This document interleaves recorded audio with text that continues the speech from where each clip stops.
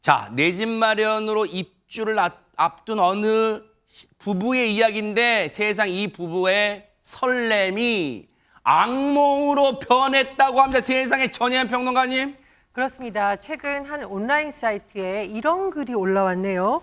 인테리어 해놓은 집 테러 당했습니다. 자, 우리 드디어 내 집 마련을 했다. 그러면 아마 달력이라던가 휴대전화에 동그라미 해놓고 그렇죠. 매일매일 행복하게 기다릴 텐데 잠도 잘 안 와요. 그렇습니다. 그런데 이 글쓴이가 올린 사진을 보면 와, 이거는 악몽이다, 무섭다 이런 생각이 들 수밖에 없을 겁니다. 어허. 이 온라인 커뮤니티에 사연과 사진이 같이 올라있는데요. 어머. 지금 자료 잘 보시면 네. 방문, 벽지 이런 곳에 굉장히 날카로운 도구로 누군가 고의적으로 이건 저렇게 현관문이네요. 네. 그렇습니다. 어허. 훼손시켜 놓은 날카로운 도구로 어머. 저렇게 그은 사진이 지금 등장한 겁니다. 어머 세상에 지금 현관문만 그런 게 아니라 앞서 보셨죠? 방 벽에 벽지가 저렇게 막 뭔가 예리한 걸로 긁어놓은 것 같아요. 대체 누가 이런 짓을 했을까요, 대체? 일단 최소한 이건 추측해 볼 수 있겠네요. 현관문에만 있으면 밖에서 그냥 한 건데 아하. 문이 잠겨 있는데 들어온 거잖아요. 네. 누군가가 들어와서 또 집 안에까지 그렇게 한 건데 어허. 일단 이 글쓴이 그러니까 이제 집주인으로 추정되는 분의 얘기에 따르면 본인은 결혼 6년 차고 이제 새 집으로 이사 가기 위해서 인테리어 다 하고 이제 2, 3일 이제 앞두고 있는 상황이었는데 일단 인테리어 이제 작업을 하는 과정에서 위층 아주머니가 한번 내려온 적이 있었던 겁니다. 위층에, 네. 근데 가끔 이제 어느 집 인테리어 하고 있으면 이제 주변에서 와서 아유 좀 안에 구경 좀 해도 돼요 이렇게 그렇죠. 하는 분들 많아요. 네. 근데 윗집 아주머니가 딱 그 안에 구경 좀 해도 돼요라고 할 때 그때 굉장히 예민하고 좀 민감한 작업을 하고 있었다고 합니다. 근데 그러니까 아무래도 혹시 또 아주머니 구경하시다가 또 그 작업이 문제가 생기면 안 되잖아요. 그래서 네.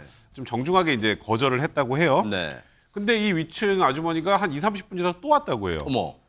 그리고 뭐 이것저것 이제 뭐 인테리어 우리 집은 이렇게 돼 있는데 이건 어떻게 하고 이런 걸 자꾸 물어보시는데 이제 작업을 해야 되니까 또 들어오는 걸 또 거절을 했다고 합니다.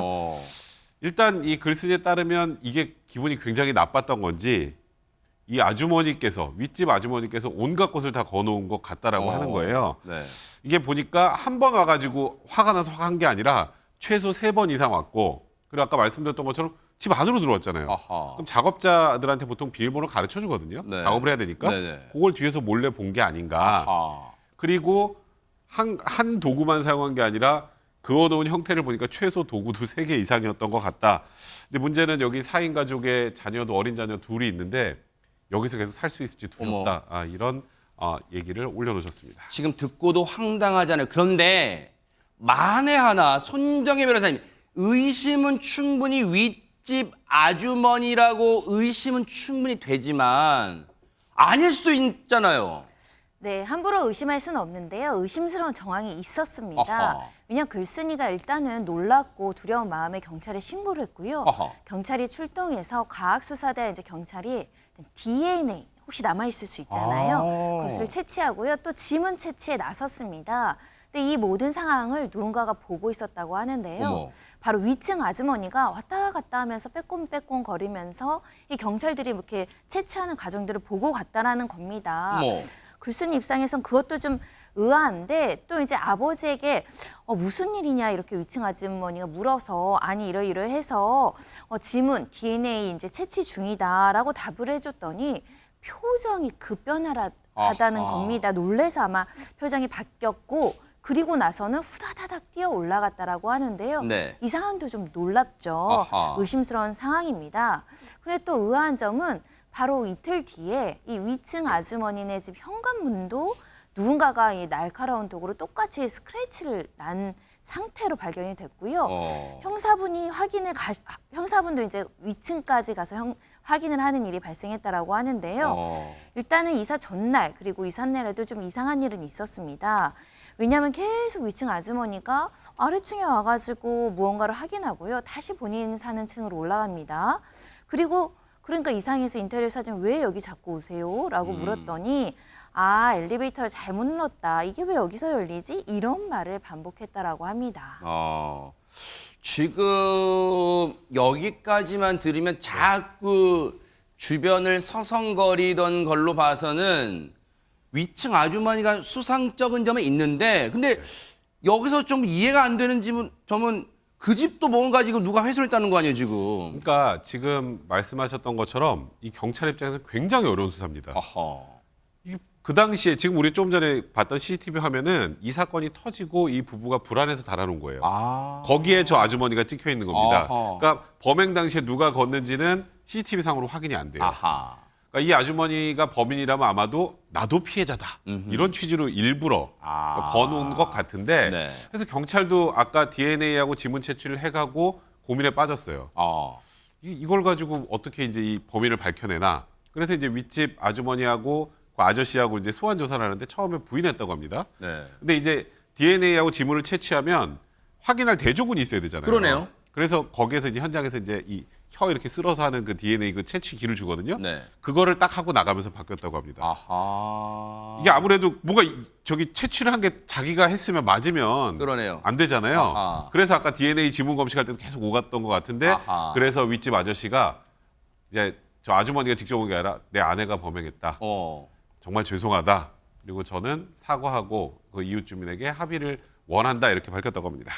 결국 그 남편분은 위층 아주머니 남편분은 어느 정도 이제 진행된 다음에 불안하니까 아마 털어놨겠죠 남편분한테. 그러니까 알고 있었고 결국 야 상황이 거의 이제 막다른 골목에 다다르니까 아내가 범행했습니다. 미안합니다. 사과하는 지경에 이르렀는데 권영찬 평론가님 일단은 누가 했는지 소행이 밝혀졌습니다만 소름 끼치는 게 아니 인테리어 구경 안 시켜준다고 이런 행동한다. 야 도저히 믿기지가 않네요. 네, 어찌 보면은 공포 영화의 하나의 소재일 수도 있는데요. 집 구경을 안 시켜줬다고 집을 저 정도로 훼손을 시켜놓는다. 아마 모든 사람들이 집을 구경 안 시켜줬다고 해서 저렇게 하지는 않습니다. 그렇죠. 근데 더욱더 중요한 건 뭐냐면요. 날카로운 도구를 사용했다라는 거거든요. 네. 그러니까 누리꾼들의 반향이 가능한 겁니다. 야, 저 정도 사람이라면 이거 이사를 해야겠냐? 저거 이사 가면 안 되지 않나라는 생각도 하는데요. 또 뭐 사회문화적으로는 확장 개념이라고 합니다. 왜냐하면 동물을 학대한 사람이 나중에 시간이 오래 갈 때 사람에게도 해를 귀할 수 있는데 저렇게 날카로운 도구를 했을 때 이 집에 또 아이들이 이사 오는 거거든요. 네. 그러니까 한번 이사를 좀 고민 좀 해봐라라는 거고 또 합의를 한다는데 합의 조건에 윗집 이사 가게 해라. 또 혹시 윗집에는 좀 기존의 층간소음으로 많이 싸움이 났기 때문에 또 아이들 오는 집에 신경적이지 않나라는 또 그런 의견도 있었습니다. 네. 사실 입주를 앞둔 앞두지 않고 이런 일이 일어나 보니까 저 악몽처럼 됐단 말이에요. 그러면 손정혜 변호사님 저 집 부부 입장에서는 집주인 부부 입장에서는 나 도저히 우리 아이들도 걱정되고 하니 여기 못 살겠어. 그리고 기존의 인테리어의 비용 손해배상 다 하고 나 이사 갈 거니까 이사 비용도 돼라고 할 수 있어요? 훼손된 그 인테리어 복구 비용은 당연히 이제 배상 책임을 발생한다 이렇게 보셔야 되는데요. 네. 다만 이제 이사 비용까지 요구해서 전부 받아낼 수 있느냐 이것은 직접적인 인과관계가 인정되지 않을 가능성이 있습니다. 민사적으로는 직접적인 손해에 대해서만 이제 한정적으로 배상받는 원칙이 있기 때문인데요. 다만 이 사건에서는 재물 손괴죄를 범했고요. 나아가선 주거 침입죄까지 인정될 수 있는 사안입니다. 그럼 네. 형사적인 문제이고 합의나 이 보상 과정에서 적정하게 이제 제한으로서 이제 이사 비용이라든가 기타 여러 가지 제한은 해볼 여지가 있는데 일단 이사 온다고 인테리어 비용까지 썼잖아요. 네. 그래서 사실 이사 결정은 쉽지 않을 수도 있습니다. 아하. 적정한 수준의 위자료 청구를 하시길 권고드립니다. 그러니까 진심으로 무슨 이게 인테리어 비용 손해배상으로 끝낼 게 아니라 진심으로 그 위층 부부가요. 진심으로 사과를 다시 한번 하기를 기대를 해보도록 하겠습니다. 보고 계십니까? 대박 사건. 네, 안녕하십니까? 김명준입니다. 여러분과 함께하는 뉴스파이터. 다양한 소식과 뉴스를 보고 싶으시면 화면 오른쪽을 꾹 눌러 구독해 주시길 바랍니다. TV로도 유튜브로도 여러분께 한 발 더 다가가겠습니다. MBN 뉴스와 뉴스파이터를 사랑해 주셔서 고맙습니다.